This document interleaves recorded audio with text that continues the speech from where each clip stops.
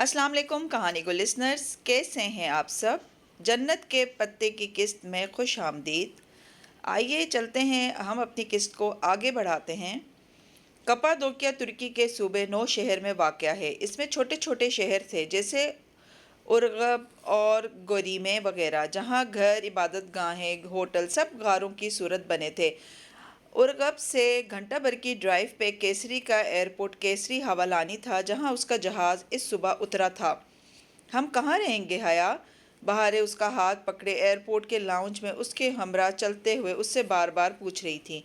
किसी होटल में रहेंगे ना, पहले कुछ खा लेते हैं, और अगर अब्दुर्रहमान ने फ़ोन ही बंद रखा हुआ तो। इस नुक्ते पर पहुंचकर उसका अपना दिल डूब कर उभरा। ये वो आखिरी बात थी जो वो सोचना नहीं चाहती थी। उसके सारे नंबर बंद हैं, मगर उसने कोई दूसरा नंबर ऑन कर रखा होगा और यकीनन जीपीएस रिसीवर भी ऑन होगा। वो ज़रूर कॉल करेगा। उसने बहारे से ज़्यादा खुद को तसल्ली दी। अब्बा और फुप्पो को भी बता दिया था कि वो अपनी दोस्त के साथ कपादोकिया जा रही है। अगर उसने फुप्पो से रब्ता किया तो जान लेगा, वरना वरना नहीं। वो दोनों एयरपोर्ट की कैफेटेरिया में आईं और एक मेज़ के करीब अपना सामान रखकर कुर्सियां खींची। आसपास कम ही लोग थे, काउंटर साथ ही था और इस्तकबालिया पर मौजूद लड़के के साथ दो तीन नौजवान लड़के खड़े हंसते हुए बातें कर रहे थे। तुर्की में लड़कियों का तन्हा सफ़र करना बहुत आम सी बात थी, मगर लड़के तो लड़के होते हैं। चंद ही लम्हे गुजरे कि वो उनकी तरफ मुतवज्जो हो गए, मुस्कुराते हुए, मुड़ मुड़ कर देखते हुए। अगर इसे जहान को न ढूंढना होता तो वो कभी उधर ना आती। जब बार बार उनका गर्दन मोड़ना बर्दाश्त नहीं हुआ और बहारे भी नागवारी से नाक सकोड़ने लगी तो वो उठ खड़ी हुई। आप ऑर्डर नहीं करेंगी? काउंटर वाले लड़के ने पहले तुर्क और फिर बहारे के इंग्लिश प्लीज़ कहने पे अंग्रेज़ी में यही बात दोहराई ताकि हया समझ सके। नहीं, हमें जाना है, वो कोफ्त से कहती अपना सामान उठाने लगी। पता नहीं अब आगे क्या करना था। हाले को बताया नहीं था, सो होटल्स के बारे में नहीं पूछ सकी थी। आपको होटल चाहिए तो मैं मदद कर सकता हूँ, एक लड़के ने दांत निकालते हुए पेशकश की। शुक्रिया, मेरे पास होटल है, वो रुखाई से कहकर बहारे का हाथ पकड़े पलटने ही लगी थी कि वो फिर बोला, कौन सा होटल? जितनी तेजी से उसने पूछा था, इससे ज्यादा तेजी से हया के लबों से निकला, ये ऊपर वाला। इसने बेसाख्ते जान छुड़ाने के लिए काउंटर पे रखे गाइड बुकलेट की तरफ इशारा किया, जहां पहले सफ़े पे 3 होटल्स की तस्वीर और मालूमात दर्ज थीं। इतने फासले से उससे होटल का नाम तो पढ़ा ही नहीं गया, मगर वो सब गैर इरादी तौर पर हुआ था।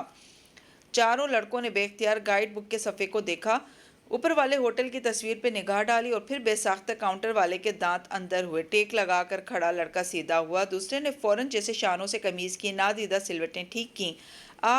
आप मौलूद बे की मेहमान हैं, पहले क्यों नहीं बताया? प्लीज़ बैठे, काउंटर वाला गड़बड़ाकर वजाहत करता तेजी से बाहर आया था। हया ने रुक कर उनको देखा। बाकी तीनों लड़के सलाम झाड़कर फौरन उधर से रफू चक्कर हो गए थे। मैंने मौलूद बे को अभी आधा घंटा पहले बाजार में देखा था, वो इधर ही हैं, मैं उन्हें फ़ोन करता हूँ। वो जल्दी से अपना मोबाइल निकाल कर नंबर डायल करने लगा। हया और बहारे ने एक दूसरे को देखा, फिर हया ने कुर्सी दोबारा खींच ली। मौलूद बे आ रहे हैं आपको लेने। फ़ोन बंद करके वो मुस्तादी से मेन्यू कार्ड ले आया। आप ऑर्डर कर दें, मैं ले आता हूँ। उसके जाने के बाद बेचैन बैठी बहारे गुल ने उसका हाथ हिलाया। हया, मौलूद बे कौन है और हम उनके साथ क्यों जा रहे हैं? मुझे नहीं पता, मुझे कुछ सोचने दो। हम ऐसे ही उनके साथ नहीं चले जाएंगे। आयशे गुल कहती हैं अच्छी लड़कियां हर जगह। तुम 2 मिनट के लिए आयशे गुल का लेक्चर भूल नहीं सकती? अब हमें कहीं तो रहना है ना। अगर नहीं अच्छे लगे ये मौलूद बे तो नहीं जाएंगे उनके साथ। बहारे ने खफगी से मुंह में कुछ बुदबुदाकर रुख फेर लिया। वो खुद भी ज़रा मुस्तरिब थी। पता नहीं कौन थे वो साहब और क्यों उनको लेने आ रहे थे। ऐसे तो वो नहीं जाएगी उनके साथ, कोई मर्जी के बगैर तो नहीं लेकर जा सकता ना। मौलूद बे आ गए। बमुश्किल 15-20 मिनट गुजरे थे कि काउंटर वाले लड़के ने सदा लगाई तो बेख्तियार इन दोनों ने मुड़कर देखा। सामने से एक उधेड़ उम्र गोरे से तुर्क साहब चले आ रहे थे। दराज कद, बेहद स्मार्ट, सर के बाल माथे से ज़रा कम, चेहरे पे नरम सी मुस्कुराहट, नफीस से पेंट शर्ट में मलबूस, मगर वो शहाना थे। एक कदरे पस्ता कद आंटी उनके एक तरफ थी, दूसरी जानिब एक लंबा पतला सा लड़का 19-20 बरस का और उसके साथ उसी उम्र की लड़की जिसके बाल कंधों से काफ़ी नीचे तक आते, सियाह और लहरदार थे। उसने कैप्री के ऊपर ढीली शर्ट पहन रखी थी और एक मोटी सफ़ेद घने बालों वाली ईरानी बिल्ली बाजुओं में उठाए हुए थी। लड़की ने दूर से उन्हें हाथ हिलाया। क्या ये तुम्हारे रिश्तेदार है? बहारे ने पीछे से इसे मुखातिब किया। नहीं, मैं तो इस फैमिली को जानती भी नहीं। वो मुतज़ब्ज़ब सी उठ खड़ी हुई। मरहबा, हमें देर तो नहीं हुई? अगर पहले पता होता तो आपको इतना इंतज़ार न करना पड़ता। Really sorry. मौलूद बेइस्तकबालिया मुस्कुराहट के साथ माजरत कर रहे थे। ان کی مسز خوش دلی سے اسے ملنے کے لیے آگے ہوئی، ترکوں کے مخصوص انداز میں باری باری گال ملا کر چوما اور الگ ہو گئیں۔ وہ قد میں حیا سے کافی چھوٹی تھیں۔ تم پہلے کال کر دیتی تو ہم جلدی آ جاتے اور کوئی مسئلہ تو نہیں ہوا۔ اس سے الگ ہو کر وہ افسوس سے کہنے لگی، میں سونا ہوں، یہ میری بیٹی پنار ہے اور یہ فاتح ہمارے ساتھ کام کرتا ہے۔ میرا بیٹا گوخان آج کل انقرہ گیا ہوا ہے، ورنہ اس سے بھی ملاقات ہو جاتی۔ میں حیا ہوں۔ اس کی سمجھ میں نہیں آ رہا تھا کہ مزید کیا کہے۔ میں پنار اور یہ میری گارفیلڈ۔ پنار نے بلی کی طرف اشارہ کرتے مزے سے بتائی، یہ پورے آشیانہ کی لاڈلی ہے، آج کل ذرا بیمار ہے، اسے علاج کے لیے لائے تھے ادھر۔ اور اس چھوٹی بلی کا نام کیا ہے؟ بات کے اختتام پہ پنار نے جھک کر بھالے کا گال چھوا اور چھوٹی بلی کا پہلے تو تحیر سے منہ کھل گیا اور پھر بے اختیار شرمائی، یوں کہ رخسار گلابی پڑ گئے اور پلکیں جھکائے بہت باریک اور نازک سی آواز میں بولی، اناتولیا کی بہارے گل۔ حیا نے پوری آنکھیں کھول کر اس چھوٹی سی اداکارہ کو دیکھا جس کی آواز تو خود اس نے بھی نہیں سن رکھی تھی۔ آپ استنبول سے آئے ہیں؟ مولود بے پوچھ رہے تھے۔ میں پاکستان سے ہوں اور یہ ترکی میں میری رشتہ دار ہیں۔ ان سب کے والہانہ اور خوش خلق انداز کے آگے اس کا نو تھینکس کہنے کا ارادہ کمزور پڑنے لگا۔ باقی باتیں گھر چل کر لیں گے۔ فاتح، آپا کا سامان اٹھاؤ، دیکھو وہ کتنی تھکی ہوئی لگ رہی ہیں۔ آؤ بیٹا، کار باہر ہے۔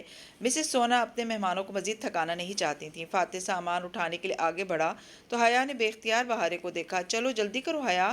تازہ تازہ تعریف سے گلنار ہوئی بہارے نے اٹھلا کر اس کی آستین کھینچی۔ حیا نے گہری سانس لے کر بیگ فاتح کو تھما دیا۔ کہیں تو رہنا ہی تھا اور فیملی رن ہوٹل سے اچھا کوئی ہوٹل نہیں ہوا کرتا۔ وہ دونوں ان کے ساتھ چلتی ہوئی باہر آئیں جہاں چھوٹی سی وین کھڑی تھی۔ اسے بے اختیار اپنا اور ڈی جے کا ترکی میں پہلا دن یاد آیا جب احمد اور چغتائی ایسی ایک وین میں انہیں لینے آئے تھے۔ مولود بے کا ہوٹل اور اگب میں تھا۔ تقریباً گھنٹے کی ڈرائیو تھی۔ کھڑکی کے اس پار کپادوکیا کا خشک علاقہ نظر آ رہا تھا، پراسرار خاموش دنیا سے الگ تھلگ غاروں سے بنی خوبصورت گھوڑوں کی سرزمین۔ دور کہیں کوہ حسن کے دونوں پہاڑ دکھائی دیتے تھے جو اپنے اندر کا سارا لاوا صدی قبل زمین پہ انڈیل کر اب سکون سے کھڑے تھے۔ ڈی جے کو بہت حسرت تھی کپادوکیا دیکھنے کی۔ کھڑکی کے باہر بھاگتے مناظر دیکھ کر بے اختیار اس کے لبوں سے نکلا، پھر فوراً چپ ہو گئی۔ ڈی جے کون؟ پنار جو بلی کو تھپک رہی تھی بے ساختہ پوچھ بیٹھی۔ میری ایک دوست تھی۔ اس کے جواب میں بہارے نے آہستگی سے اضافہ کیا، مر گئی ہے۔ اوہ! پنار نے اسے تعصب سے دیکھا۔ جب تمہاری بلی مر جائے گی تو وہ ڈی جے کے پاس چلی جائے گی۔ چند لمحوں بعد بہارے نے بہت سمجھداری سے پنار کی معلومات میں مزید اضافہ کرنا چاہا۔ بہارے گل، بہت ہو گیا، اس نے ہڑبڑا کر اسے ٹوکا۔ پھر معذرت کرنی چاہی، سوری، یہ بس ایسے ہی بولتی رہتی ہے۔ مگر پنار اور مسز سونا ہنس پڑی تھیں۔ یہ چھوٹی بلی کتنی پیاری ہے نا؟ پنار نے جھک کر اس کا گال چوما۔ آج سے گارفیلڈ بڑی بلی اور تم چھوٹی بلی۔ بہارے نے شرما کر لب دانت سے دبائے، اسبات میں سر ہلائے، پھر دیکھا تم نے والی فاتحانہ نظروں سے حیا کو دیکھا تھا۔ حیا نے گہری سانس لے کر سر جھٹکا، یہ لڑکی بہت پٹے گی اس کے ہاتھوں۔ آشیانہ کیو ہاؤس ایک چھوٹا سا 2 منزلہ ہوٹل تھا۔ آشیانہ کیو ہاؤس ایک چھوٹا سا 2 منزلہ ہوٹل تھا، ننھی سی پہاڑی کو کاٹ کر بنایا گیا تھا۔ سامنے سے جیسے کوئی بنگلہ سا لگتا تھا۔ ایک طرف باہر سے جاتی سیڑھیاں، اوپر ٹیرس، سامنے صحن تھا۔ ٹیرس اور گراؤنڈ فلور دونوں کے برآمدے محرابی تھے۔ اندر آدھے کمرے پہاڑ کو کاٹ کر بنائے گئے تھے۔ وہ کوئی بہت اونچی پہاڑی نہیں تھی، ہوٹل کی چھت سے بھی ذرا کم تھی۔ ہوٹل کی پشت اس پہاڑی میں گویا دسی ہوئی تھی۔ چھوٹا سا خوبصورت سا آشیانہ مولود ہلگیچ کا کپادوکیا میں خاص مقام تھا۔ وہ اس علاقے کے ڈسٹرکٹ چیف تھے، لوگ ان سے ڈرتے بھی تھے اور ان کی عزت بھی کرتے تھے۔ ان کے مہمان کے ساتھ کوئی برا سلوک نہیں کر سکتا تھا اور آج ہوٹل کے 7 کمرے خالی تھے۔ وہ اور بہارے ہی آشیانہ کی مہمان تھیں۔ جی تو کہانی کو لسنرز، یہ کچھ امیجز مجھے ملے گوگل سے جہاں آپ کو کپادوکیا آشیانہ کیو ہوٹل کے بارے میں آپ اپنی آنکھوں سے بھی دیکھ سکتے ہیں اس کو، اور ناول کے ساتھ ساتھ پڑھتے ہوئے آپ کو اس کو دیکھنے میں بھی لطف اندوز ہوں گے۔ تو یہ دیکھیے آشیانہ کیو ہوٹل، یہ اس طرح سے ہے۔ یہ حیا کا جو بیڈ روم ہوگا، ابھی ہم آگے پڑھیں گے تو وہ اس طرح کا بیڈ روم ہوگا۔ جی تو بتائیے گا آپ کو کیسا لگا۔ یہ اب ہم آگے اپنی ناول جو سٹارٹ کریں گے تو اس میں یہ سب اسی طرح سے آپ کو بیان کیا جائے گا اور یہ ویژول امیجز بھی آپ کے سامنے ہوں گی۔ مولود بے، پنار اور ان کی جو مسز ہیں ان کی بھی پکچرز اویلیبل ہیں، لیکن میں نے پرائیویسی کی وجہ سے اپنے ناول میں ایڈ نہیں کی ہیں۔ تو اگر آپ خود سے دیکھنا چاہیں تو گوگل کر سکتے ہیں، لیکن یہ کپادوکیا آشیانہ کیو ہوٹل کا میں آپ کو امیجز شیئر کر رہی ہوں، ٹھیک ہے۔ اس طرح کے روم میں حیا اور بہار گل دونوں نے اسٹے کیا تھا، اس طرح کا، اور یہ ان کا ہوٹل ہے۔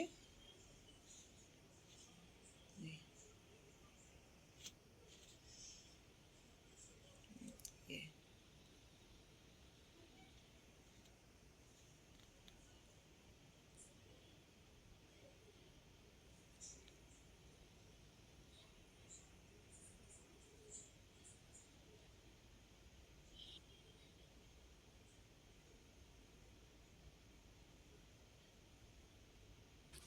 جی تو کہانی کو لسنرز، اب ہم اپنی کہانی کو آگے بڑھاتے ہیں، جس میں حیا اور بہار گل جو ہیں وہ مولود بے کے آشیانہ کیو ہوٹل کپادوکیا میں اسٹے کے لیے آتے ہیں۔ تو آئیے چلتے ہیں اور اب ہم اپنی کہانی کو آگے بڑھاتے ہیں۔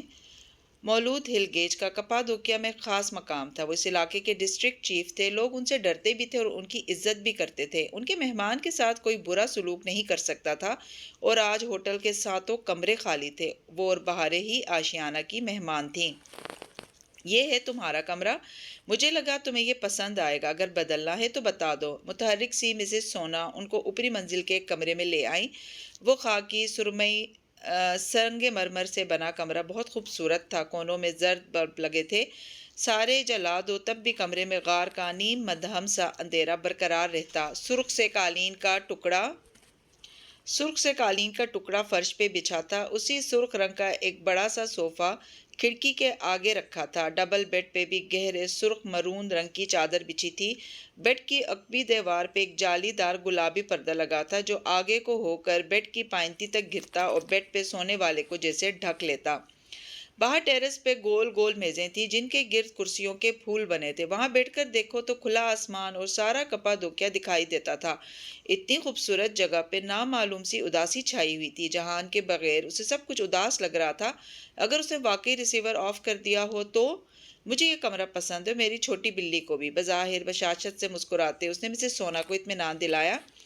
آشیانہ شہر سے ذرا الگ تھلگ تھا، سو مولود بے نے کہہ دیا تھا کہ وہ جہاں جانا چاہیں وہ انہیں ڈراپ کر دیں گے۔ وہ خالصتاً مہمان نواز ترک خاندان تھا، وگرنہ ہوٹل کا مالک جو شہر کا ڈسٹرکٹ چیف ہو کہاں اپنے مہمانوں کو ڈرائیو کر کے لے جایا کرتا ہے۔ مولود بے کو پورا کپادوکیا جانتا تھا، ان کے مہمانوں کو کسی بھی قسم کے ٹور پیکج پہ خصوصی ڈسکاؤنٹ مل جاتا تھا۔ ان کا نام مولود اردو لفظ نو مولود کا مولود ہی تھا۔ ہمارے وہ نام جو دال پہ ختم ہوتے ہیں، ترک انہیں تے پہ ختم کرتے تھے۔ وہ احمد کو احمد، بلند کو بلند اور مولود کو مولود پکارتے تھے۔ ایسے ہی ہمارے وہ نام جن کے آخر میں بے آتا ہے، ترک ان کے آخر میں پے لگایا کرتے تھے۔ یوں طیب سے بنا طیب، ایوب سے ایوب اور زینب سے زینب۔ وہ سارا دن کمرے میں ہی رہی، پھر شام کو مسز سونا اور فاتح شہر جا رہے تھے تو ان کے ساتھ چلی گئیں۔ حیا کی ٹریسر والی ڈبی پرس میں ساتھ ہی تھی، اگر وہ ادھر ہوا تو جان لے گا کہ وہ اس کے قریب ہے۔ پتہ نہیں دل کے رشتے زیادہ مضبوط تھے یا جی پی ایس کے، مگر جب رات اتر آئی اور فون نہیں بجا تو وہ امید کھونے لگی۔ اگلا پورا دن بھی انہوں نے کمرے میں گزارا، کھانا بھی وہیں منگوایا۔ مسز سونا کے ہاتھ کے بنے سلاد، جیلی، جیم، بالکل گھر جیسا ذائقہ۔ پھر بھی وہ بہت بیزاری محسوس کر رہی تھی۔ بہاریں باہر جانا چاہتی تھی مگر اس نے منع کر دیا۔ کیا عبد الرحمن کال نہیں کرے گا؟ اس نے صبح سے کوئی 10ویں دفعہ پوچھا۔ مجھے نہیں پتا، فضول باتیں مت کرو۔ بہارے کی آنکھوں میں ناراضی در آئی۔ تم نے اگر دوبارہ مجھ سے ایسے بات کی تو میں یہاں سے چلی جاؤں گی۔ میں نے کہا نا فضول باتیں مت کرو۔ سختی سے جھڑک کر وہ ڈریسنگ روم میں جانے کے لیے اٹھی۔ بہارے ناک سے کوڑ کر منہ میں کچھ بڑبڑائی۔ کیا کہا تم نے؟ وہ جاتے جاتے جیسے تپ کر پلٹی۔ نہیں بتاؤں گی، بہاریں اتنے غصے سے کہتی ٹیرس کی طرف چلی گئی۔ رات میں مسز سونا انہیں بلانے آ گئی۔ تم لوگ صبح سے کمرے سے نہیں نکلے، طبیعت تو ٹھیک ہے؟ حسب توقع وہ فکر مند ہو گئی تھیں۔ ٹورسٹ شہر کے لیے نہ جائیے ان کے لیے عجیب سی بات تھی۔ نہیں، وہ دراصل ایک دوست نے استنبول سے آنا تھا، اس کا انتظار کر رہے ہیں، وہ آئے تو مل کر کپادوکیا دیکھیں گے۔ اس نے جلدی سے وضاحت دی اور پھر ان کے اصرار پر وہ دونوں ڈنر کے لیے نیچے چلی آئیں۔ نچلی منزل کا ڈائننگ ہال پتھر کی دیواروں سے بنا مدھم سا روشن تھا۔ 2-4 میزیں کرسیاں رکھی تھیں، دیواروں کے ساتھ فرشی نشست کے طرز کے زمین سے 2 بالشت اونچے پتھر کے صوفے بنے تھے جن پہ مرون ترک قالین بچھے تھے۔ اس نے بھی اسی مرون شیڈ کا اجرک کا کرتا اور سیاہ ٹراؤزر پہن رکھا تھا، اوپر سیاہ حجاب۔ اسے حجاب سے کھاتا دیکھ کر ٹرے اٹھائے ہال میں داخل ہوئی پناہ ٹھٹک کر رکی اور پھر جیسے کاؤنٹر پہ کھڑے فاتح کو پکارا، فاتح تم کچن دیکھ لو، وہ کمفرٹیبل نہیں ہے۔ اس نے ترک اور انگریزی دونوں میں کہا کیونکہ فاتح کی انگلش کمزور تھی۔ جی آپا کہہ کر وہ تابعداری سے وہاں سے ہٹ گیا۔ تھینکس، وہ ہلکے سے مسکرائی، دل پہ اتنی کلفت چھائی تھی کہ مسکرانا بھی دشوار لگتا تھا۔ کھانے کے بعد وہ دونوں آگے پیچھے سیڑھیاں چڑھتی اوپر آ گئیں۔ اس کے پیر میں درد تھا اس لیے وہ آتے ہی بستر پہ لیٹ گئی اور پیچھے دیوار سے لٹکتا جالی دار پردہ اپنی پائنتی تک پھیلا دیا۔ اب چت لیٹے اسے چھت گلابی جالی کے پار دکھائی دے رہی تھی۔ حیا کیا تم مجھ سے ناراض ہو؟ ساتھ لیٹی بہارے تھوڑی دیر بعد ذرا قریب کھسک آئی۔ حیا نے گردن ذرا سی ترچھی کر کے اسے دیکھا۔ کیوں پوچھ رہی ہو؟ کیونکہ عائشہ گل کہتی کسی کو ناراض کر کے نہیں سوتے، کیا پتہ ہم صبح اٹھ ہی نہ سکیں۔ نہیں میں ناراض نہیں ہوں۔ وہ گردن سیدھی کر کے دوبارہ غار کی چھت کو دیکھنے لگی۔ میں بس پریشان ہوں۔ تم پریشانی میں یوں ہی غصہ کرتی ہو؟ ہاں، اور تم کیا کرتی ہو؟ میں باہر ایک دم جوش سے اٹھ کر بیٹھ گئی۔ میں آسمان میں اڑتی ہوں، عدلار کے بگلوں اور سلطان احمد مسجد کے کبوتروں کے ساتھ۔ کیا تمہیں یہ کرنا آتا ہے؟ حیا نے چند لمحے اس کے معصوم شفاف چہرے کو دیکھنے کے بعد نفی میں سر ہلایا۔ بچپن بھی کتنا پیارا ہوتا ہے نا، کندھے اور دل بہت سارے بوجھ سے خالی ہوتے ہیں۔ میں تمہیں سکھاتی ہوں، آنکھیں بند کرو۔ حیا نے آنکھیں بند کی۔ وہیں ایک شخص ہر جگہ نظر آنے لگا تھا۔ تکلیف کا احساس جیسے سوا ہو گیا تھا۔ اب تم آہستہ آہستہ ہوا میں اڑ رہی ہو، اوپر، بہت اوپر، دیکھو تم اڑ رہی ہو۔ ساتھ ہی وہ دبے قدموں بستر سے اتری۔ حیا نے پلکوں کی جھری سے دیکھا، وہ احتیاط سے بلی کی چال چلتی سوئچ بورڈ تک گئی اور پنکھا فل چلا دیا اور پھر اسی طرف واپس آ گئی۔ دیکھو اب تم اوپر ہوا میں اڑ رہی ہو، دیکھو ہوا چل رہی ہے، آنکھیں مت کھولنا ورنہ نیچے گر جاؤ گی۔ اس نے بند آنکھوں سے اسبات میں سر ہلایا۔ اگر زندگی کا وہ فیض کوئی خواب تو واقعی وہ نیچے گرنے کے خوف سے آنکھیں کھولنا نہیں چاہتی تھی، مگر حقیقت تو ہمیشہ نیچے گرا دیا کرتی ہے۔ اس نے ایک دم سے آنکھیں کھول دیں۔ ہاں، یہ کیا کیا؟ دیکھا، نیچے گر گئیں۔ بہارے نے بوکھلا کر احتجاج کیا، پھر پھرتی سے اٹھ کر پنکھا بند کیا۔ ہوا سے گلابی پردہ پھڑپھڑانے لگا تھا۔ اللہ تمہیں سمجھے، وہ خفگی سے کہتی واپس آ کر لیٹ گئی۔ کیا تم نے نماز پڑھی؟ وہ نماز پڑھنے کے لیے اٹھنے لگی تو بہارے سے پوچھا۔ بہارے نے جٹ خود پہ بیڈ کور تان لیا۔ ہاں میں ابھی پڑھتی ہوں۔ اوہ میری آنکھیں بند ہو رہی ہیں، کھل ہی نہیں رہی۔ اوہ، اور پھر وہ لمحے بھر میں ہوش و خود سے بیگانہ سو چکی تھی۔ حیا سر جھٹک کر رہ گئی، پھر وضو کرنے اٹھی تو فون بجنے لگا۔ روہیل کالنگ۔ اس نے کال پک کی۔ کب آ رہی ہو تم واپس؟ یہ مت کہنا کہ تم مجھے مس کر رہے ہو، وہ کھڑکی کے آگے رکھے صوفے پہ بیٹھی مسکرا کر فون کان سے لگائے کہہ رہی تھی۔ وہ تو خیر نہیں کر رہا، مگر ابا چاہتے ہیں کہ میری شادی اناؤنس کریں، ایک ولیمہ ریسیپشن دے کر، لیکن جب تم آؤ اور جہان آؤ گے تبھی فنکشن ہو پائے گا۔ گڈ فار یو، بس کچھ دن تک آ جاؤں گی۔ اس نے بہت سے آنسو اندر اتارے، کتنے دعوے سے کہہ کر آئی تھی کہ وہ اور جہان ساتھ واپس آئیں گے، مگر وہ تو کہیں نہیں تھا۔ فون بند کر کے اس نے وضو کیا، پھر وہیں جائے نماز ڈال کر نماز پڑھی، سلام پھیر کر دعا کے لیے اٹھے ہاتھوں کو یوں ہی دیکھنے لگی۔ دعا کتنا عرصہ ہوا جب اس نے دعا مانگنی چھوڑ دی تھی، جیسے ڈی جے کے لیے مانگی ویسے پھر کبھی نہ مانگ سکی۔ کچھ تھا جو ڈی جے کے ساتھ ہی مر گیا تھا۔ پھر معافی مانگی، استقامت مانگی، مگر دنیا مانگنا چھوڑ دی۔ لوگ، رشتے، ناطے، یہ سب دنیا ہی تو ہے اور یہی سب کو چاہیے ہوتا ہے، اسے بھی چاہیے تھا۔ پھر لبوں پہ آ کے ساری دعائیں دم کیوں توڑ جاتی ہیں؟ ایسا کیوں لگتا تھا کہ معافی ابھی نہیں ملی؟ وہ گمسم سی ہاتھوں کی لکیریں دیکھنے لگی۔ اللہ تعالیٰ کے ساتھ تعلق بھی کتنا مبہم سا تھا۔ یہ خواہش تھی کہ میں اسے اچھی لگوں، میں اس کی مانوں، مگر اس پہ مجھے کتنا بھروسہ ہے، کتنا اعتبار ہے۔ یہاں اگر زندگی جسے خالی جگہ کا سوال بن جاتی تھی، پورے فکرے کے درمیان ایک خالی جگہ تھی، ادھر کون سا لفظ لکھنا تھا؟ اس جگہ پہنچ کر وہ لکھنا بھول جاتی تھی۔ کوئی دعا مانگے بنا وہ اٹھ کھڑی ہوئی اور میز پہ رکھے موبائل کی اسکرین کو انگلی سے چھوا۔ وال پیپر جگمگا رہا تھا۔ کتنا زہر لگتا ہے یہ وال پیپر، بالخصوص تب جب کسی خاص ٹیکسٹ کی توقع ہو۔ پھر جائے نماز رکھی، دوپٹہ اتار کر بالوں کو انگلیوں سے سنوارا اور ڈریسنگ روم کا پردہ ہٹا کر ادھر آئی۔ ہیئر برش ڈریسنگ ٹیبل پہ رکھا تھا، وہیں رات سونے سے قبل 100 دفعہ برش کرنے کی عادت۔ اپنے بالوں، جلد اور خوبصورتی کی حفاظت پہ سے کوئی سمجھوتا نہ تھا۔ برش کے ساتھ نکلی پھولوں کا گلدان رکھا تھا جس کے اندر شیشے کی ایک ڈبی تھی جو سنہری افشاں سے بھری تھی۔ اس نے یوں ہی وہ ڈبی نکالی اور کھولی۔ سنہری چمچم چمکتی افشاں اس کی پشت کی طرف سے آتی روشنی میں مزید چمک رہی تھی، پھر ایک دم سے دمکتی افشاں پہ چھایا سی بن گئی، جیسے اس کے اور بلب کے درمیان کوئی آڑ آ گئی تھی۔ کسی خیال کے تحت اس نے سر اٹھا کر آئینے میں دیکھا، اس کے عکس کے پیچھے کوئی کھڑا تھا۔ افشاں کی ڈبی اس کے ہاتھ سے چھوٹ گئی۔ ایک زوردار شاک سی چیخ حلق سے نکلنے ہی لگی تھی کہ پیچھے کھڑے شخص نے سختی سے اپنا ہاتھ اس کے لبوں پہ جما دیا۔ چیخنا نہیں، ساری فیملی بھاگتی ہوئی آ جائے گی۔ وہ چہرہ اس کے قریب کیے دھیمی سرگوشی میں بولا تھا۔ حیا کی آواز ہی نہیں، سانس بھی جیسے رک گیا۔ وہ پھٹی پھٹی بے یقین نگاہوں سے دم سادے آئینے کو دیکھ رہی تھی۔ چند لمحے لگے اس کے اعصاب کو ڈھیلا پڑنے میں، اور پھر اس نے ایک نڈھال سے احساس کے ساتھ احساس کے تحت آنکھیں بند کر کے کھولیں۔ جہان نے آہستہ سے اپنا ہاتھ ہٹایا۔ سنہری افشاں اس کے ہاتھوں سے ہوتی ہوئی قدموں میں جا گری تھی۔ اس کی انگلیاں، فرش، پیر کا انگوٹھا، ہر جگہ سونے کے ذرات چپکے تھے۔ ایک لمحے کو اس نے دونوں ہاتھ جھاڑ کر افشاں اتارنی چاہی، مگر وہ پورے ہاتھ پہ پھیلتی گئی۔ وہ دھیرے سے اس کی طرف پلٹی۔ وہ ابھی تک شاکڈ اور شل تھی۔ تم ادھر کیا کر رہے ہو؟ خالی خالی نگاہوں سے جہان کا چہرہ دیکھتے ہوئے وہ بددقت کہہ پائی۔ یہی سوال میں تم سے پوچھنے آیا ہوں، تم ادھر کیا کر رہی ہو؟ وہ جیسے ڈھیروں غصہ ضبط کر کے سختی سے بولا۔ تم اندر کیسے آئے؟ حیا کا دماغ ابھی تک سن تھا۔ وہ جواب دیے بنا آگے بڑھا اور ڈریسنگ روم کا پردہ برابر کر دیا۔ بیڈ روم کا منظر چھپ گیا۔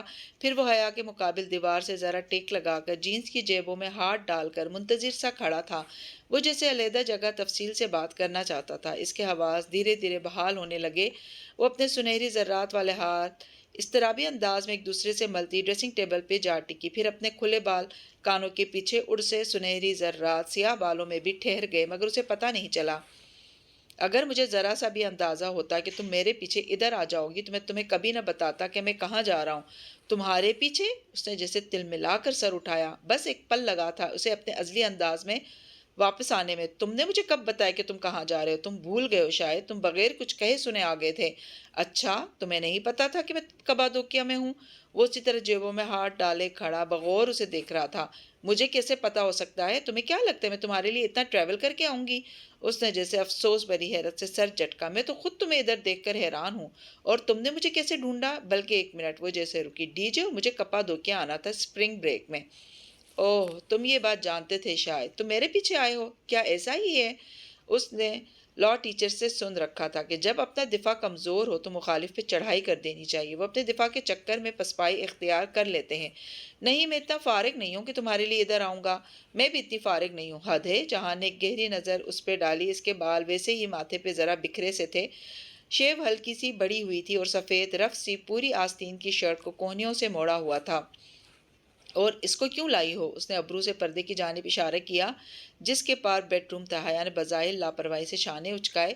اس کے پاسپورٹ کا مسئلہ تھا، کوئی وہ بیکار ادھر رہ رہی تھی، اور پھر ابا نے کہا تھا کہ میں اکیلی نہ جاؤں، تو میں نے سوچا کہ باڈی گارڈ ساتھ لے جاؤں، ہے نا؟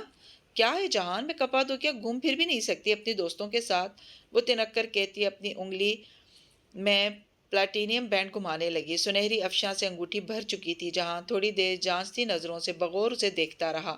ٹھیک ہے، میں نے مان لیا کہ تم میرے لیے ادھر نہیں آئی، اور تمہیں بالکل علم نہیں تھا کہ میں ادھر ہوں۔ بہرحال کل صبح کیسری سے ایک فلائٹ اتا ترک کے لیے نکل رہی ہے، اور ایک صبیحہ گورچن کے لیے۔ تم کون سی لوگی؟ بہت سنجیدگی سے اس نے استنبول کے دونوں ایئرپورٹس کے نام لیے۔ کیا مطلب؟ میں واپس نہیں جا رہی، میں نے ابھی کپادوکیا دیکھا بھی نہیں۔ ہرگز نہیں، میں نہیں چاہتا کہ تم ادھر رہو۔ تم ادھر یوں اکیلے کیسے رہ سکتی ہو بھلا؟ یہ میرا مسئلہ ہے، اور میں اکیلی نہیں ہوں، ہم دو ہیں۔ تم میری فکر نہ کرو، وہ کرو جس کے لیے تم ادھر آئے ہو۔ اور ویسے مجھے ڈھونڈنے کے علاوہ تم ادھر کس مقصد کے تحت آئے ہو؟ مجھے بہت سے کام ہے زمانے میں۔ کہتے کہتے وہ ایک دم رکا۔ حیا کا دل زور سے دھڑکا۔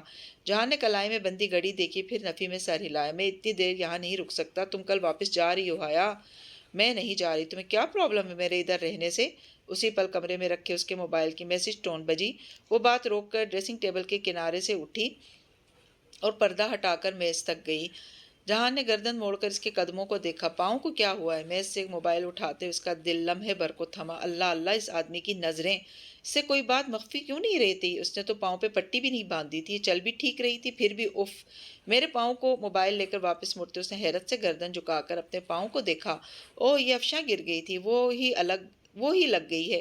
ساتھ ہی اس نے انگوٹھا قالین سے رگڑا۔ سرخ قالین کا وہ حصہ فوراً چمچم کرنے لگا، مگر پاؤں سے افشاں نہیں اتری۔ ٹخنے ایڑی کو کچھ ہوا ہے؟ موچ آئی ہے یا پاؤں مڑ گیا؟ وہ گردن ترچھی کر کے اس کے پاؤں کو دیکھتا کہہ رہا تھا۔ نہیں، میرا پاؤں تو بالکل ٹھیک ہے، مگر وہ… اب میں سمجھی۔ موبائل پہ حالے کا فارورڈ میسج چیک کر کے وہ سر ہلاتی اس کی طرف آئی۔ تم مجھے واپس بھیجنے کے لیے بہانہ ڈھونڈ رہے ہو؟ جہان نے نظر اٹھا کر اسے دیکھا۔ ایک تو جب بھی وہ یوں دیکھتا لگتا اندر تک دل کا سارا حال جان لے گا۔ ٹھیک ہے، تم ادھر میری وجہ سے نہیں آئی، اور تمہارے پاؤں کو بھی کچھ نہیں ہوا۔ مجھے بھی جانا ہے، ہم اس بارے میں بعد میں بات کریں گے۔ پھر کب ملو گے؟ وہ دروازے کی طرف بڑھا ہی تھا کہ وہ بے اختیار کہہ اٹھی۔ جہان نے رک کر اسے اسی طرح دیکھا۔ جب تم میرے لیے آئی ہی نہیں ہو تو پھر دوبارہ ملنا؟ ابھی خود ہی تو تم نے کہا کہ بعد میں بات کریں گے، ورنہ مجھے کیا؟ اس نے خفگی سے شانے اچکائے۔ جہان نے ذرا مسکرا کر سر جھٹکا۔ کل دوپہر 1 بجے شارپ مجھے کنویں پہ ملنا۔ کون سا کنواں؟ مادام آپ میرے لیے نہیں کپادوکیا کی سیاحت کے لیے آئی ہیں تو آپ کو یہاں کی تمام ٹورسٹ اٹریکشن کا پتہ تو ہوگا۔ کل ہم کنویں پہ ملیں گے، اور دھیان رکھنا کنواں کافی گہرا ہے۔ تمہیں کلاسٹرو فوبیا تو نہیں ہے؟ وہ جیسے یاد آنے پہ جاتے جاتے پلٹا۔ حیا نے نفی میں گردن ہلائی۔ اوکے۔ اس نے دروازہ کھولا، احتیاط سے اطراف میں جھانکا، پھر باہر نکل گیا۔ باہر اسی طرح سو رہی تھی۔ حیا نے دروازہ بند کیا اور پھر بے اختیار دل پہ ہاتھ رکھ کر آنکھیں بند کر کے گہرا سانس لی۔ ایک دبی دبی مسکراہٹ اس کے لبوں پہ بکھر گئی۔ بہت سمارٹ بنتا تھا جہان، شاید وہ اس سے زیادہ سمارٹ تھی کہ اس نے اسے ڈھونڈ ہی نکالا تھا۔ ہاں، اس کے سامنے یہ نہیں مانے گی کہ وہ اس کے لیے آئی ہے۔ جس بندے نے اسے خوار کیا، اس کو تھوڑا بہت خوار کرنے کا حق تو اسے بھی تھا۔ وہ ڈریسنگ ٹیبل کے سامنے واپس آئی اور ہیئر برش اٹھاتے ہوئے آئینے میں دیکھا۔ اجرک کے کرتے پہ سامنے، بالوں پہ، کانوں کے قریب اور دونوں ہاتھوں پہ افشاں لگی تھی۔ ازبیلی اسٹون کے فرش پہ ڈبی ابھی تک الٹی پڑی تھی۔ وہ ڈبی اٹھانے کے لیے نہیں جھکی۔ افشاں کی سب سے پیاری بات یہ تھی کہ اسے جتنا خود سے اتارنے کی کوشش کرو یہ پھیلتی چلی جاتی ہے اور جس کو چھوتی ہے اس کو چمک عنایت کر دیتی ہے۔ دوپہر 1 بجے شارپ، اس نے زیر لب مسکراتے اپنے عکس کو دیکھتے برش بالوں میں اوپر نیچے چلانا شروع کیا۔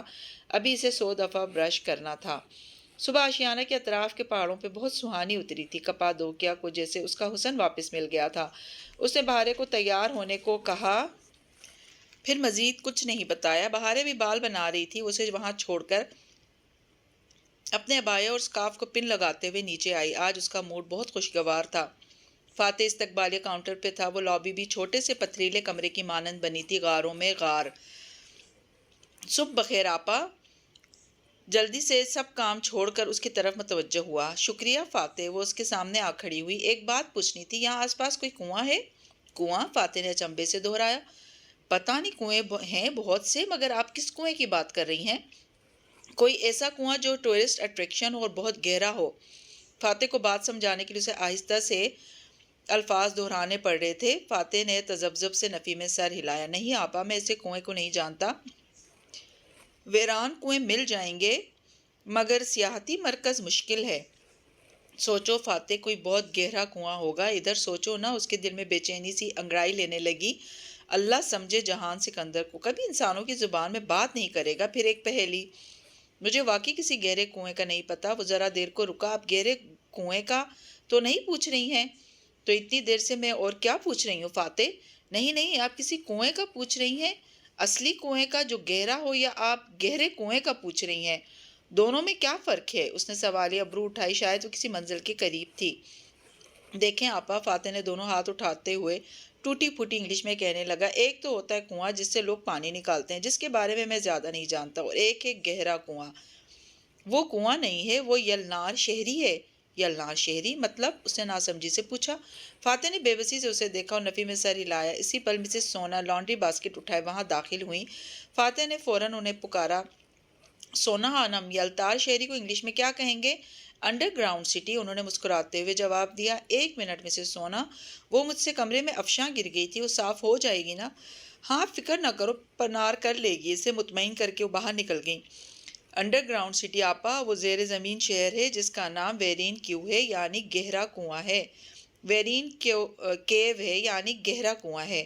آپ اس کا پوچھ رہی تھی؟ حیا پر یقین نہیں تھی۔ شاید میں نے کپادوکیا کے زیر زمین شہروں کا سنا تو ہے، مگر وہ تو بہت سے ہوں گے۔ کیا یہ ویرین کیو کوئی مشہور سپاٹ ہے؟ یہ کپادوکیا سب سے بڑا یلتار شہر ہے آپا، اگر آپ کو کلاسٹروفوبیا نہیں ہے تو۔ وہ جیسے چونکی، اس کے دل کی دھڑکن ایک دم سے بڑھ گئی۔ نہیں، اور ہاں، مجھے یہیں جانا ہے، بالکل یہیں جگہ ہے۔ وہ جیسے پرجوش ہو گئی۔ پھر آپ پنار کے ساتھ چلی جائیں، وہ آج شہر جا رہی ہے گارڈ فیل کی دوا لینے۔ ٹھیک ہے۔ وہ ایک دم سے اتنی خوش ہوئی کہ اس کی آنکھیں چمکنے لگیں۔ فاتح نے ذرا اچنبے سے اسے مڑ کر جاتے دیکھا۔ آشیانہ کی کسی مہمان کو اس نے کلاسٹروفوبیا نہ ہونے پہ اتنا پرجوش ہوتے ہوئے پہلی بار دیکھا تھا۔ ترکی کے صوبہ نوشہر کا وہی معنی تھا جو پاکستان کے شہر نوشہرہ کا ہے۔ ویرین کیو یہاں کا سب سے بڑا زیر زمین شہر تھا۔ ایسے سینکڑوں شہر کپادوکیا میں موجود تھے جو کم سے کم بھی 2 منزلہ تھے، جسے تہ خانے ہی تہ خانے ہوں۔ گئے زمانے میں کپادوکیا کے باسیوں، عیسائی آبادیوں نے یہ شہر بنائے تھے تاکہ جنگ کے دنوں میں یہاں پناہ لی جا سکے۔ ان کے پاس شہر کے دہانوں کو مکمل طور پر بند کرنے کا نظام بھی موجود تھا۔ پانی، خوراک، روشن دان نکاسی اور اخراج کا نظام، غرض یہ تمام انتظامات سے آراستہ مکمل شہر تھے، بس ان سے آسمان نظر نہیں آتا۔ 20ویں صدی کے آغاز میں عیسائی یہاں سے چلے گئے تھے۔ اب برسوں سے یہ شہر ویران تھے۔ چند سال پہلے ان کو سیاحوں کے لیے کھول دیا گیا تھا۔ دیرین کیو کی 8 منزلیں سیاحوں کے لیے کھولی تھیں۔ ویرن کا مطلب گہرا اور کیو یعنی کنواں۔ اردو میں گہری دوستی اور دشمنی کے لیے استعمال ہونے والا لفظ دیرینا کا ماخذ بھی یہیں دیرین تھا۔ مولود بھی اسے بہارے اور پنار کو ایک لمبی ڈرائیو کے بعد دیری کیو لے آئے تھے۔ وہ گارڈ فیلڈ کو لے کر خود شہر سے چلے گئے اور وہ تینوں شہر کی داخلی سرنگ کی طرف آ گئیں جہاں سیاحوں کی لمبی قطار لگی تھی۔ دیرین کیو باہر سے یوں لگتا جیسے کوئی چھوٹی پہاڑی ہو جس کی دیواروں میں بہت سے سوراخ تھے، یوں جیسے کوئی جادوگرنی خاکی چگا اوڑھ کر جھکی بیٹھی ہو اور اس کے چگے سے بہت سی آنکھیں جھانک رہی ہوں۔ داخلی سرنگ غار کے دہانے پہ وہ چھوٹا سا راستہ تھا جس سے اندر جانا تھا۔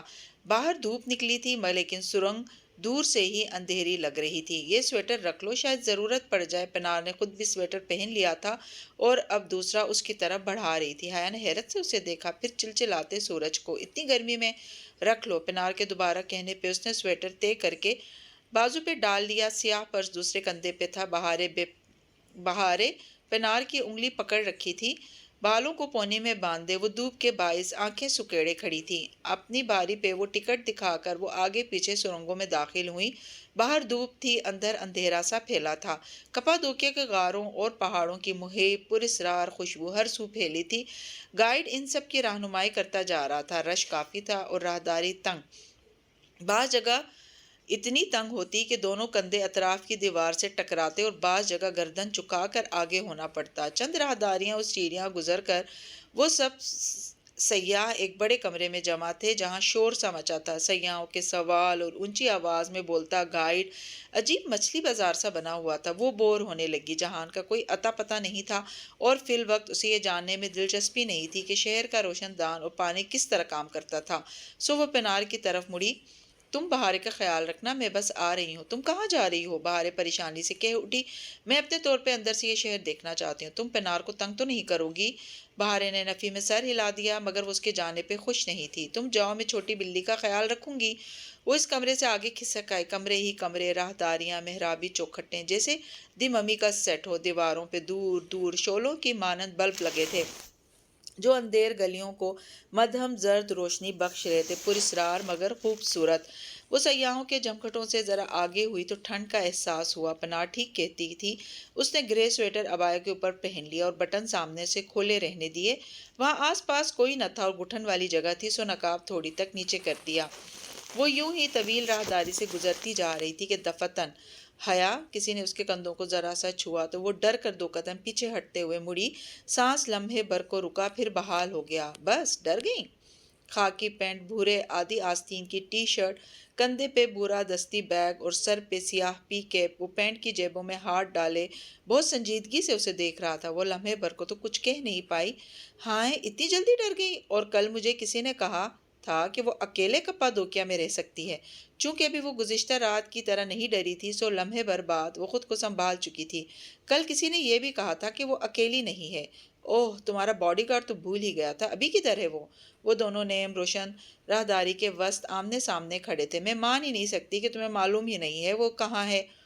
جہان ایک نظر اس پہ ڈال کر دائیں طرف کمرے میں داخل ہو گیا۔ وہ اس کے پیچھے چلی آئی اور وہ ایک بڑا سا کمرہ تھا۔ زیر زمین شہر کا کچن، ایک طرف زمین پہ چوکور چولہا بنا تھا جیسے پاکستان میں گاؤں میں مٹی کے چولہے ہوتے ہیں، اور دوسری طرف دیوار میں کھڑکی کی مانند چوکور بڑا سا خلا تھا۔ اسے اپنا کچن یاد آیا جہاں سے لاؤنج میں جھانکنے کے لیے آدھی دیوار جتنا خلا تھا۔ کچھ کہا تھا میں نے کل حیا؟ وہ اس کھلی بغیر پٹ کی کھڑکی کے ساتھ ٹیک لگائے جیبوں میں ہاتھ ڈالے کھڑا ہو گیا۔ کیا وہ انجان بن گئی؟ تم واپس جا رہی ہو یا نہیں؟ دیوار پہ لگے بلب کی روشنی جہان سے ٹکر کر گزرتی تھی، یوں کہ سامنے والی دیوار پہ اس کا سایہ پڑنے لگا۔ حیا اس کے بالکل مقابل چولہے کی چوکی پہ آ کر بیٹھ گئی۔ اس کا سایہ جہان کے سائے کے مقابل گرنے لگا۔ وہ اصل میں کافی فاصلے پہ بیٹھے تھے، مگر ایک ہی دیوار پہ گرتے آمنے سامنے بیٹھے سائے کافی بڑے اور قریب لگ رہے تھے۔ اور میں نے یہ بھی کہا تھا کہ میں واپس نہیں جا رہی، مگر کیوں؟ وہ جیسے اکتا گیا۔ کیونکہ میں تمہارے لیے نہیں، کپادوکیا دیکھنے آئی ہوں اور دیکھ کر ہی جاؤں گی، مگر میں چاہتا ہوں کہ تم یہاں سے چلی جاؤ۔ اتنے دن کیسے رہو گی ادھر؟ میں نے وہ ویڈیو کھول لی تھی۔ جہان کے چہرے کی بجائے اس کے سائے کو دیکھتے ہوئے رسان سے بولی۔ لمحے بھر کو زیر زمین شہر پہ سناٹا چھا گیا۔ جہان بالکل چپ ہو گیا۔ اسے لگا وہ ہنس دے گا، پھر اسے رکنے کو کہے گا، مگر تو تمہیں ابھی تک اندازہ نہیں ہوا کہ میں کیوں تمہیں یہاں سے بھیجنا چاہتا ہوں؟ وہیں سنجیدگی بھرا خشک سا انداز اسے دھچکا لگا۔ کوئی اپنائیت، کوئی راز بانٹنے والا احساس نہیں، وہ تو ویسا ہی تھا۔ نہیں، مجھے واپس نہیں جانا۔ میرے یہاں رہنے سے تمہیں کیا مسئلہ ہو رہا ہے؟ اس کی آواز میں غصہ در آیا۔ مجھے تمہاری فکر ہے اور میں چاہتا ہوں کہ تم محفوظ رہو۔ یہ محفوظ جگہ نہیں ہے۔ کھڑے سائے نے اتنے غصے سے سر جھٹکا، تبھی زیر زمین شہر کی دیواروں نے بیٹھے سائے کو اٹھتے اور کھڑے سائے کے سامنے آ کر کھڑے ہوتے دیکھا۔ اور واپس جانے سے میں محفوظ ہو جاؤں گی جہان بے؟ ہاں بالکل، مجھے یہاں سے 2-4 دنوں میں انقرہ چلے جانا ہے، پھر وہاں سے ایک اور شہر، اور پھر ادھر سے شام سے چند دن بعد اسلام آباد آ جاؤں گا۔ میں تم سے وہیں ملوں گا۔ ہو سکتا ہے روہیل کے ولیمے پہ ہم دونوں ساتھ ہوں، اس لیے ابھی تم چلی جاؤ۔ کیا گارنٹی ہے اس بات کی؟ ہو سکتا ہے واپسی پہ میری فلائٹ کریش کر جائے۔ چند لمحے وہ واقعی کچھ کہہ نہ سکا، مگر مدھم مشعل کی روشنی میں بھی حیا نے اس کے بے تاثر آنکھوں میں کچھ زخمی ہوتے دیکھا۔ ایسے مت کہو۔ اس کی آواز دھیمی ہو گئی۔ نہیں جہان بے، مجھے بولنے دو۔ کیا گارنٹی ہے کہ میں وہاں محفوظ رہوں گی؟ ہو سکتا ہے کہ کوئی پرانا دشمن مجھے گاڑی تلے کچل دے۔ حیا میں ہو سکتا ہے یہ ہمارا آخری سفر ہو۔ ہو سکتا ہے یہ ہمارا آخری سفر ہو۔ کیا تب بھی تم اسے میرے ساتھ نہیں کرنا چاہو گے؟ اس کی آواز دیرین کیو کی دیوار سے ٹکرا کر پلٹ رہی تھی، مگر اب اس میں آنسو بھی شامل تھے۔ میں صرف تمہیں محفوظ دیکھنا چاہتا ہوں حیا، وہ جیسے بے بسی سے بولا تھا۔ اور تم خود؟ میرا کیا ہے؟ میرے لیے رونے والا کوئی نہیں ہوگا، مگر مجھے تمہاری فکر ہے، اسی لیے میں چاہتا ہوں کہ تم یہ چاہتے ہو، تم وہ چاہتے ہو۔ تم ہر وقت صرف اپنا کیوں سوچتے ہو جہان؟ تم ہر چیز پلان کر کے کیوں رہنا چاہتے ہو؟ تم ہر وقت دوسروں کو کیوں آزماتے رہنا چاہتے ہو؟ حیا اسے جیسے دکھ پہنچا تھا۔ وقت پیچھے چلا گیا تھا۔ وہ اس کا جنجر بریڈ ہاؤس توڑ چکا تھا اور وہ اس پہ چلا رہی تھی۔ نہیں، بولنے دو، آج مجھے بولنے دو۔ جتنا تم نے مجھے آزمایا، اس سے آدھے بھی میں تمہیں آزماتی نا تو تم بہت مشکل میں پڑ جاتے۔ وہ غصے میں بلند آواز میں بول رہی تھی۔ دیوار پر گرتے سائے اصل سے زیادہ قریب کھڑے تھے۔ تم یہ سمجھتے ہو کہ ہر دفعہ چیزیں تم پلان کرو گے اور سب تمہاری مرضی کے مطابق ہو جائے گا، پھر بعد میں لوگ تمہاری باتوں کے دوسرے مطلب ڈھونڈتے پھریں، اور اس دوران کسی کا دل کتنا ٹوٹے تمہیں کب پرواہ ہوتی ہے؟ تم دوسروں کا کبھی نہیں سوچتے، مگر ہر دفعہ ایسا نہیں ہو سکتا۔ ہر دفعہ دوسرے تمہاری طرف کی کہانی نہیں سمجھ لیں گے۔ یہ کر لو تو وہ ہو جائے گا، وہ کر لو تو یہ ہو جائے گا۔ میں مزید تمہارے ان پلان کے مطابق نہیں چل سکتی۔ بولتے بولتے اس کا سانس پھولنے لگا۔ جہان نے ہاتھ جیبوں سے نکال کر سینے پہ لپیٹ لیے اور دائیں جوگر سے زمین کو کھرچتا وہ سپاٹ چہرے کے ساتھ سن رہا تھا۔ اور بھی جو کچھ اندر بھرا ہے میرے خلاف وہ بھی کہہ دو۔ میرے اندر جو بھی بھرا ہے تمہیں پرواہ نہیں ہے۔ تم مجھ سے میرے برقعے پہ بحث کر کے چپ چاپ چلے آئے۔ اگر تمہیں میرے برقعے سے مسئلہ نہیں تھا تو پھر تم نے ایک دفعہ بھی کوئی امید، کوئی وضاحت کیوں نہیں دی؟ کیا یہ مناسب تھا کہ مجھے تم یوں چھوڑ کر آتے اور سارے خاندان میں میرا تماشا بنتا؟ تم ہر دفعہ یہ سمجھتے ہو کہ بعد میں تم دوسرے کو منا لو گے۔ منا لینے سے دل پہ لگے زخم مٹ جاتے ہیں۔ سخت لکڑی پہ بھی کلہاڑی کی ایک ضرب لگاؤ تو ساری عمر کے لیے نشان رہ جاتا ہے۔ میں تو پھر انسان ہوں۔ کیا تم ساری زندگی یہی کرتے رہو گے؟ اس کی آواز درد سے پھٹنے لگی۔ جہان کا بے تاثر سپاٹ ہوتا چہرہ دیکھ کر اسے اور بھی غصہ چڑھنے لگا۔ جب سے وہ غصے سے بولنے لگی تھی تب سے اس کا چہرہ بے تاثر پڑ گیا تھا۔ اور اگر مجھے کوئی کچل دے تو پھر کس کو وضاحتیں دینے آؤ گے؟ مگر تم نہیں سمجھو گے۔ وہ بے بسی سے کہہ کے کہتی پلٹی اور تیز تیز قدموں سے چلتی باہر نکلی۔ پھولا تنفس اور آنکھوں میں جمع آنسو، اذیت ہی اذیت تھی۔ وہ بھی کس کو سمجھا رہی تھی؟ وہ پرواہ ہی کہاں کرتا تھا؟ راہداری میں ایک قدموں سے چلتی وہ بے آواز روتی آگے بڑھتی جا رہی تھی۔ پھر ایک کمرے میں بیٹھنے کو ویسی ہی چوکی نظر آئی تو جا کر ادھر ہی بیٹھ گئی اور چہرہ دونوں ہاتھوں میں چھپا کر بے اختیار رونے لگی۔ چہرہ اس لیے ڈھانپا تھا کہ گہرے کنویں کی قدیم دیواریں اس کے آنسو نہ دیکھ سکیں، سرنگ اس کی سسکیاں نہ سن سکیں، اور مصنوعی مشعل کی روشنی میں اس کی ہچکیوں سے لرزتے وجود کا سایہ نہ پڑے، مگر آنسو، سسکیاں اور لرزش ڈانپ لینے سے بھی نہیں ڈھکتیں۔ वो भी किसको समझाना चाह रही थी, वो कहाँ उसकी मानता था। वो उसके साथ कप्पादोकिया में रहना चाहती थी, जितने भी दिन वो उधर है, मगर वो उसे अब हमेशा की तरह वापस भेज देगा। बेबसी थी। इसने भीगा चेहरा उठाया। सुरंग, महराबी, चौखटें, भूल भलाइयाँ सब सुनसान पड़ी थी। वो वहां नहीं था। दीवार पे गिरता साया अकेला था। जहान उसके साथ नहीं था। वो अपने गुस्से में सब भूल जाया करती थी। ये भी कि एक दफा फिर वो हमेशा की तरह से छोड़कर आ गई थी। वो सब बातें कहकर जो वो सिर्फ उसको हर्ट करने के लिए कह रही थी, इसका मतलब वो हरगिज नहीं था। इसने दिल से वो सब नहीं कहा था। अल्लाह अल्लाह, ये उसने क्या कर दिया। वो अब कैसे आएगा उसे मनाने। जहान वो बदहासी के आलम में उठी और राहदारी की तरफ आई। वो दाएं से आई थी, अब बाएं से, शायद दाएं से। हथेली की पुछ से गाल लगड़ती वो उस जानिब भागी। एक मोड़, दूसरा, दाएं तरफ। वो कमरा जहां दो साइड टकराए थे, अब वो वहां नहीं था। अब वो खाली था। जहान, आंसू फिर से इसकी आंखों में जमा होने लगे। वो कहीं भी नहीं था। उसने इसे एक बार फिर से खो दिया था। उल्टे कदमों वापस मुड़ी। बमुश्किल सीढ़ियां मिली। बाहर जाने का रास्ता समझ आया। गाइड, सैया अभी तक वहीं थे। बहारे और पनार भी एक तरफ खड़ी थी। इसने बहारे का हाथ थामा और अपनी सुर्ख मुतरम आंखें छुपाने की सही किए बगैर बस इतना बोली, वापस चलते, मेरी तबीयत ठीक नहीं है। क्या हुआ? पनार पहले हैरान और फिर परेशान हो गई, मगर कोई जवाब दिए बिना वो गहरे कुएं दाखिली रोजन की तरफ बढ़ गई, जहां से सूरज की रोशनी झांक रही थी। वो तीनों सुरंग में आगे पीछे चलती गईं। गार का अंधेरा छटता गया और बिल आखिर गार के दहाने पे सूरज चमकता खड़ा था। वो कहीं नहीं था, कहीं भी नहीं। पिनार ने फिर कोई सवाल नहीं पूछा। बहारे जो बेचैन हो रही थी, इसे भी चुप करवा दिया। इसका दिल बार बार भर रहा था। वो क्यों फिर उसे छोड़ गई? आखिर वो क्यों रूठने मनाने से आगे नहीं बढ़ते थे? अपने कमरे में आकर वो सुर्ख सोफे पे खिड़की की तरफ बैठ गई। सर घुटनों में दिए बेआवाज रोए जा रही थी। बहारे पता नहीं कहाँ थी, हर ख्याल और फिक्र से बेपरवाह वो आंसू बहाए जा रही थी। इसका दिल बार बार किसी खौफ के जेर असर सिकुड़ता जा रहा था। बाहर उसे खाने के लिए बुलाने आई, मगर वो नहीं उठी। दोपहर की रोशनी आहिस्ता आहिस्ता बुझने लगी और शाम का अंधेरा कप्पादोकिया में फैलने लगा। हर सू पहाड़ों पर बत्तियां जगमगाने लगीं। वो उसी तरह सर सोफे में दिए बैठी रही। आंसू भी पानी से बने होते हैं और पानी आसमानों से उतारा जाता है। सो आंसुओं के बाद मरहम भी वहीं से आता है। नींद, पुरसुकून नींद। इस पे कब नींद तारी हो गई, इसे पता ही न चला। जहन में, दिल में सुकून। आंखों के पीछे हर जगह जेर जमीन शहर का मंजर उमड़ आ रहा था। वो गुस्से में उस पर चिल्ला रही थी और वो धीमे लहजे में से पुकार रहा था, हया, बात सुनो। मगर वो उसे सुनना नहीं चाह रही। वो उससे फासले पे खड़ा था, मगर फिर भी पता नहीं कैसे इसका होले से शाना हिला रहा था। हया, उठो, मेरी बात सुनो। चांदी के मुजस्समे लौट आए थे। गहरे कुएं का अंधेरा छटता गया। चांदनी की झील हर सू फैलती गई। उसने एक झटके से आंखें खोली। कमरे में मध्यम सी रोशनी फैली थी। वो सोफे के सामने मेज के किनारे बैठा था। जहान बहुत थकान से उसे देख रहा था। इसे आंखें खोलते देखकर थके थके अंदाज में मुस्कुराया। देख लो, तुम मेरे लिए कप्पादोकिया नहीं आई, मगर मैं हर दफा तुम्हारे लिए आ जाता हूँ। फिर भी कहती हूँ मुझे परवाह नहीं है। वो एकदम उठकर बैठ गई। बिना पलक झपके वो यकटुक उसे देखने लगी। फिर अचानक बहुत से आंसू उसकी आंखों से टप टप गिरने लगे।